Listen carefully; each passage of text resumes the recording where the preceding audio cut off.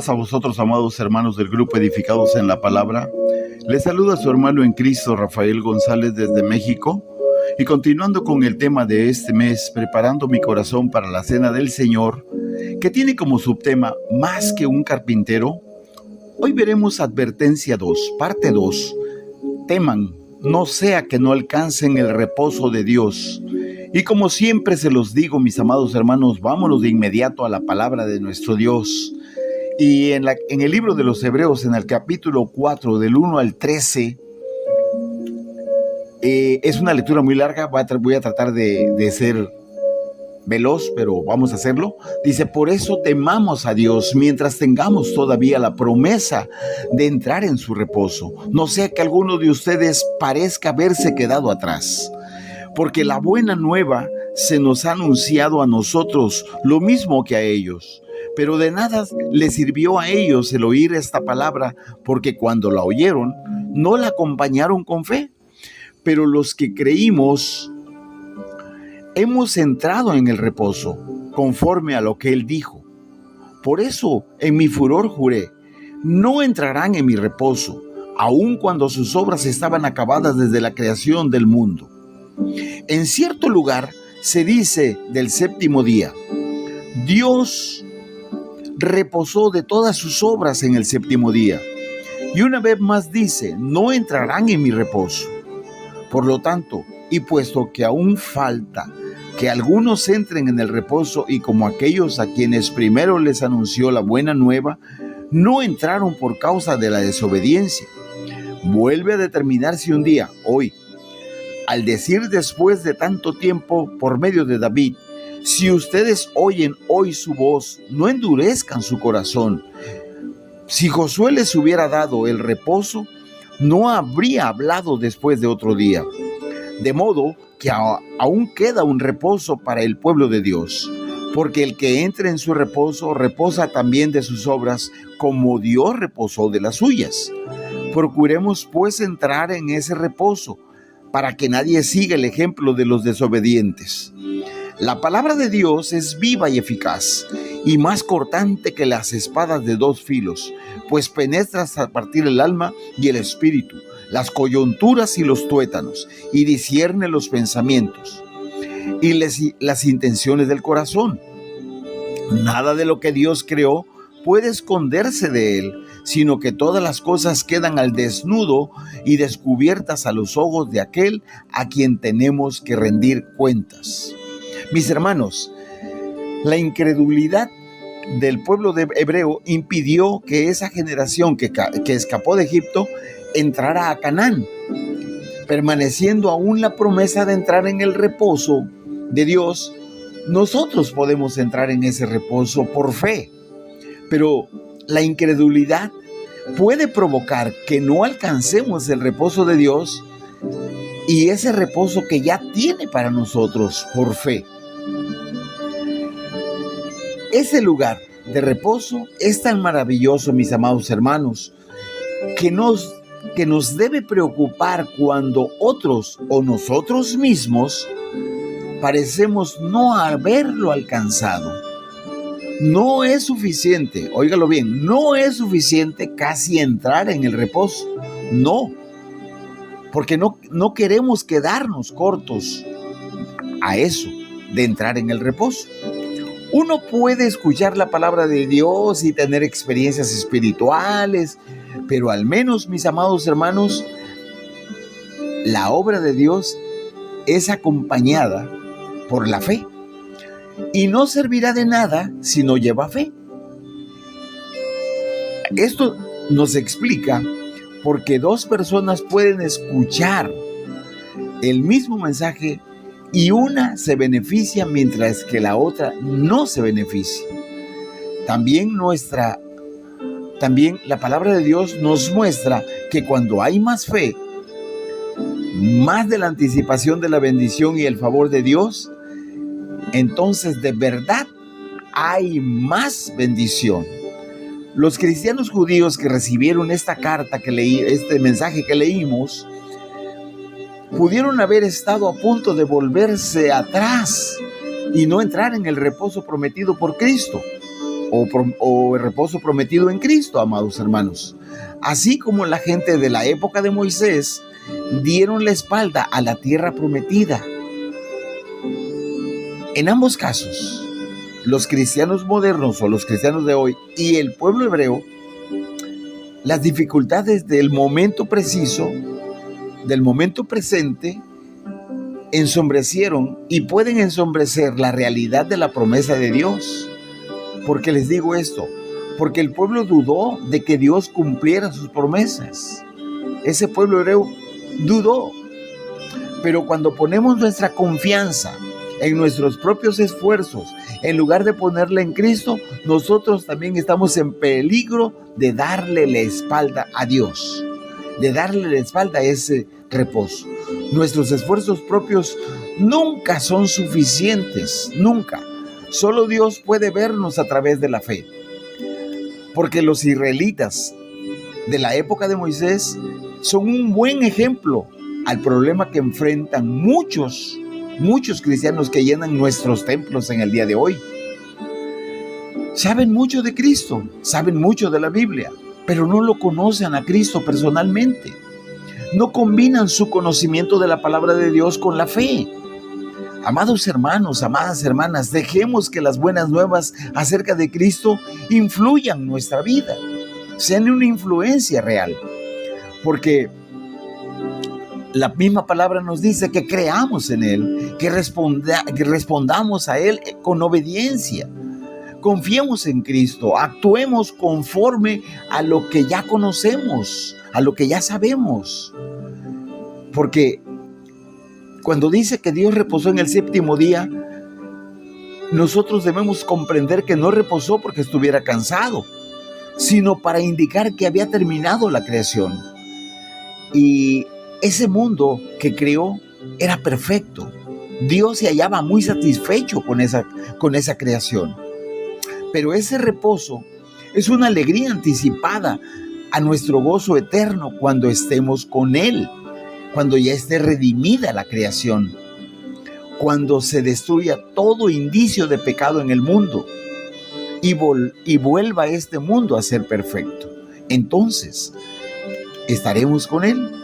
Y nuestro reposo en Cristo comienza cuando confiamos en Él desde ahora, para permitirle que haga su obra perfecta, y esa obra perfecta y buena en cada uno de nosotros.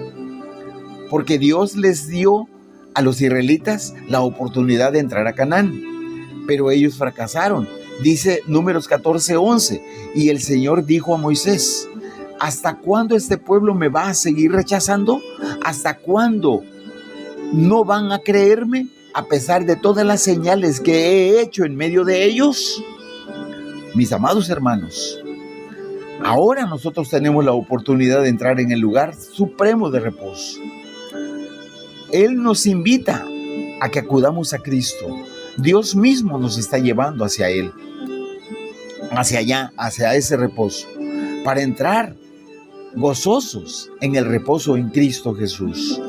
Pero eso nos pide que debemos creer que Dios tiene esa relación en mente para usted y para mí, y que debemos dejar de tratar de hacerlo por nuestros propios medios, porque debemos confiar en Cristo, amados hermanos, para que ese reposo sea realidad. Ahora, debemos ser determinantes, pues, en obedecerle. Y este es el mejor momento para que empecemos a obedecerle, para hallar esa paz con Dios, para encontrar esa relación real con Dios.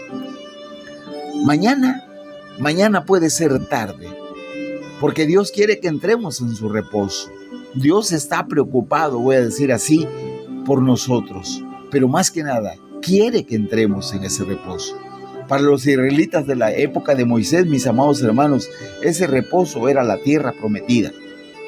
Pero para nosotros es paz con Dios ahora mismo y vida eterna en una tierra nueva después de todo lo que va a suceder. Y no necesitamos esperar hasta estar muertos para disfrutar del reposo y de la paz de Dios. No podemos No podemos nosotros perdernos la oportunidad de disfrutar cada día, ahora mismo, el reposo. Cada día ese reposo. Porque nuestro reposo diario en el Señor no termina con la muerte, sino que se perfeccionará en un reposo eterno, amados hermanos. Se perfeccionará. Ahora, si Jesucristo ha provisto para nosotros ese reposo cuando dijo, yo me voy para preparar lugar, pero vendré otra vez y los llevaré conmigo para que donde yo esté, también ustedes estén, según Juan 14:3. Es ahí cuando nosotros debemos de entender que Él ha provisto ya ese reposo para nosotros. Entonces, si ya proveyó ese reposo, entonces ¿por qué dice procuremos pues entrar en aquel reposo? Esa, hermanos, no es una lucha de hacer bien a fin de obtener la salvación. No, ni tampoco es una lucha mística para obtener victoria sobre el egoísmo, sobre la mentira, sobre las malas palabras, etcétera, etcétera. Se refiere a que debemos esforzarnos por apreciar y beneficiarnos de lo que Dios ya ha provisto. No debemos darnos nosotros por elegidos ya. No debemos dar por sentada la salvación ya.